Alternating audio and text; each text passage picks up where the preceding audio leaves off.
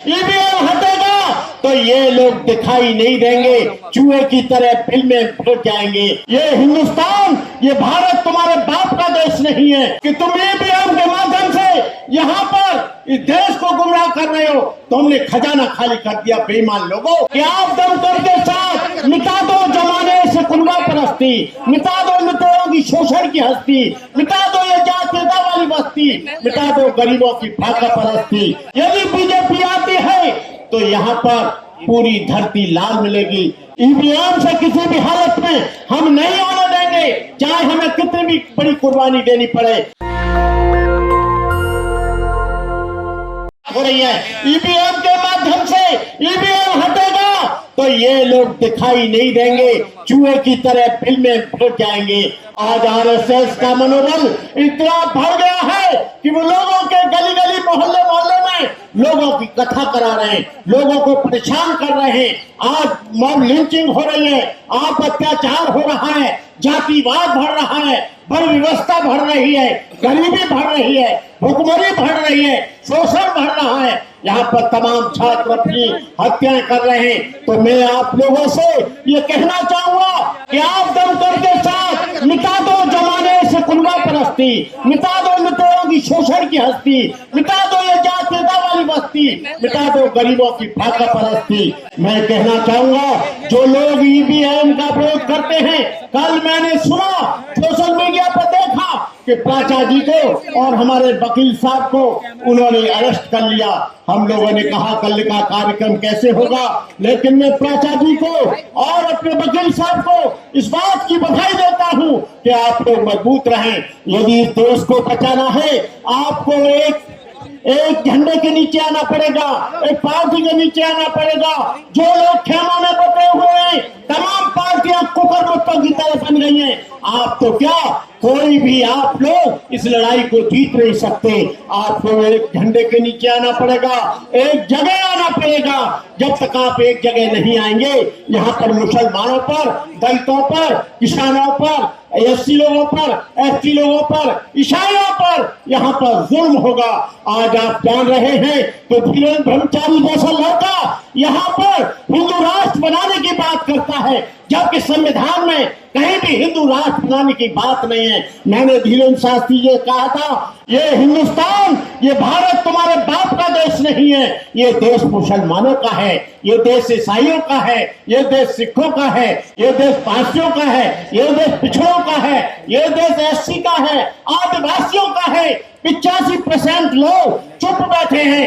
आप लोगों को सड़कों पर आना पड़ेगा, इसके लिए कुर्बानी देनी पड़ेगी। नहीं तो आप लोग 2024 में यदि बीजेपी आती है तो यहाँ पर पूरी धरती लाल मिलेगी। तुम ये मत सोचो कि तुम ईवीएम के माध्यम से यहाँ पर इस देश को गुमराह कर रहे हो। तुमने खजाना खाली कर दिया बेईमान लोगों, तुमने रेल बेच दिया, तेल बेच दिया, तुमने राष्ट्र की तमाम चीजों को बेच दिया। अब कह रहे हो कि हम लोग ईवीएम से कराएंगे। ईवीएम से किसी भी हालत में हम नहीं होने देंगे, चाहे हमें कितनी भी बड़ी कुर्बानी देनी पड़े। तो आप लोगों के लिए इस कड़कती सर्दी में आप लोगों के लिए बहुत बहुत बधाई, बहुत बहुत धन्यवाद। और आप लोग हमारे वकील साहब को हमेशा आप कोऑपरेट करते रहें, और प्राचा साहब को, जो प्राचा साहब हैं एक मजबूत व्यक्ति हैं, मैं इनको भी अपनी शुभकामनाएं देता हूं। मैं आपके साथ हूं इस लड़ाई में, तन से, मन से, धन से। आप चिंता मत करना, डरना मत। मैं चाहता हूं कि यहाँ की गवर्नमेंट मुझे जल्दी अरेस्ट करे तो इनको मालूम पड़ जाएगी कि भिनते करुणाकर क्या है। मुझे बार बार धमकी दी जाती है, फोनों पर धमकी दी जाती है, तमाम इस देश के लोग मुझे धमकी देते हैं, लेकिन मैंने कह दिया है यदि तुम्हारी बंदूक से यदि गोली निकलेगी, यहाँ से भी पानी नहीं निकलेगा। यहाँ से भी हम बौद्ध धर्म किसी की हत्या करने की इजाजत नहीं देता, लेकिन हत्या करने वाले को हम जिंदा जाने की इजाजत कतई नहीं देंगे। इन्हीं शब्दों के साथ मैं अपनी बात समाप्त करते हुए जय भीम, नमो बुद्धाय, जय भारत। ईवीएम हटाओ, ईवीएम हटाओ, ईवीएम हटाओ। अब बोलेंगे बैलेट वापस लाओ। ईवीएम हटाओ, ईवीएम हटाओ, ईवीएम हटाओ। अब बोलेंगे संविधान बचाओ। ईवीएम हटाओ, ईवीएम हटाओ, ईवीएम हटाओ। अब आप कुछ देर में देखेंगे, जैसे कुछ दिन पहले आपने सोशल मीडिया पे देखा होगा कि वोट कहीं दी जा रही है और उसके अंदर पिक्चर में भी दिख रही है कि सही जगह गई है, लेकिन जब वो डब्बा खोला जाता है तो पर्ची किसी और की निकलती है। तो फिर भरोसा कैसे करें इस ईवीएम पर? और जो सरकार ईवीएम से चुनी जाएगी तो वो सरकार पे भी हम कैसे भरोसा करें? इसीलिए ये सरकार तानाशाह हो गई है, इसीलिए सरकार जनता की कदर नहीं कर रही है, उत्पीड़न कर रही है और पूरे देश के लिए खतरा बन गया है। इसलिए देश को बचाने का आंदोलन निश्चित तौर पर हम जीतेंगे।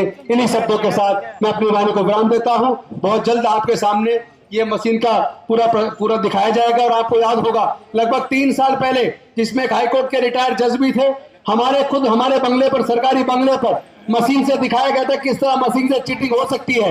और अब तो अनेकों लोगों ने करके दिखा दिया है। तो फिर ऐसी ईवीएम पर भरोसा क्यों करें? कुछ ही देर में आपके सामने प्रदर्शन होगा ईवीएम के द्वारा कि किस तरह चीटिंग होती है। उसके बाद भानु जी के माध्यम से वो घोषणा होगी मोबाइल नंबर की, जिसके द्वारा लोग जुड़ सकते हैं, कुर्बानी के लिए जुड़ सकते हैं। साथ ही साथ नेशनल कोऑर्डिनेशन टीम एक टेंटेटिव घोषित होगी और 1 महीने के अंदर अंदर पूरे देश से लोगों को लेकर, हर राज्य से प्रतिनिधि को लेकर फिर परमानेंट बॉडी डिक्लेयर होगी और 1 महीने के अंदर हम इसको राष्ट्रव्यापी आंदोलन, इतना बड़ा आंदोलन बढ़ा देंगे। इतना बड़ा आंदोलन आज तक कभी भारत में, आजाद भारत में हुआ नहीं होगा।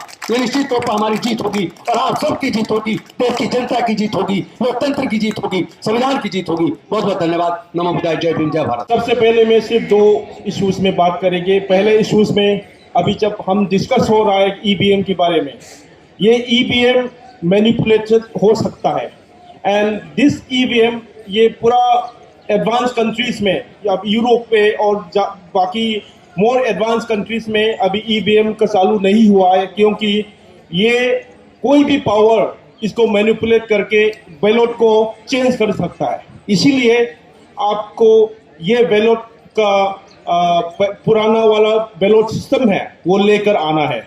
ये सिर्फ जनता और डेमोक्रेसी को बचाने के लिए ओनली उपाय है। This is the only way that you can actually give your vote through ballot box. This is in principle level पे इसको काबू रखना है और ये ईवीएम को हटाना सभी प्रजा का एक रिस्पॉन्सिबिलिटी है। ये बात कहते हुए मैं आप लोगों से कुछ 2 मिनट लेना चाहता हूं। आप लोगों ने सुना होगा पिछले 8 महीने से मणिपुर में दंगाई चल रहा है और मणिपुर में अभी तक ये दंगाई को रोकने के लिए कोशिश दिल्ली ने नहीं किया है, गवर्नमेंट ऑफ इंडिया ने नहीं किया है। अभी तक मणिपुर में 50,000 आर्म फोर्सेस वहीं पे है, फिर भी वो देखते रहते हैं और 2 कम्युनिटी की लड़ाई पे अभी तक 8 महीने लड़ाई हो रहा है। चाहता तो वो 1 हफ्ता के अंदर में बंद कर सकता है। गुजरात में 8 दिन के अंदर पे वो दंगा खत्म कर सकता है, मगर मणिपुर में क्यों नहीं हो रहा है? इसके मतलब यूपी में बाकी के एरिया पे हिंदू और मुस्लिम के नाम पे लड़ाई करवा रहे हैं और नॉर्थ ईस्ट में इतने कम्युनिटी के नाम पे ये लड़ाई चलते रहे। ये आम मिलिटेंट लोगों को उन लोगों ने रोकने की कोशिश नहीं की, इसलिए अभी तक लड़ाई चल रहा है। मैं कुकी और मितेई की तरफ से, कम्युनिटी की तरफ से रिप्रेजेंट करके बोलना चाहता हूं कि ये एक कम्युनिटी का जो पहले से प्यार से रहते हैं, प्यार से अपने आप को को एग्जिस्टेंस रहते हैं, उसको काबू रखना है।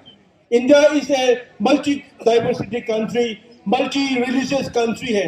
आप कभी उम्मीद नहीं कर सकते कोई भी टेरिटरी, कोई भी इंसान और कोई भी रिलीजन और कोई भी कम्युनिटी का एक्सक्लूसिव टेरिटरी बनाने के लिए वायलेंस करना, वो एक इंसान ह्यूमैनिटी के अगेंस्ट है।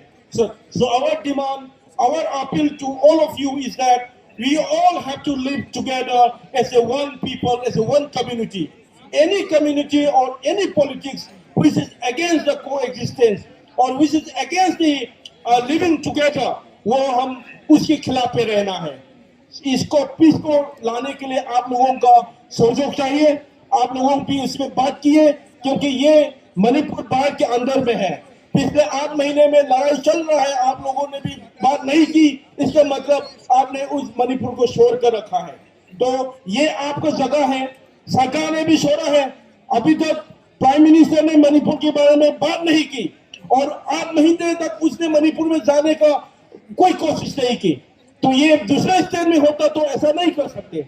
ये यूपी में होता, कर्नाटका में और दूसरे स्टेट में होता, वो जाके कम्युनिटी के अंदर पे प्यार से रहने की कोशिश करता, मगर अभी तक क्यों नहीं करते? क्योंकि वो इलेक्शन से ज्यादा वो इलेक्शन के बारे में सोचते रहते हैं।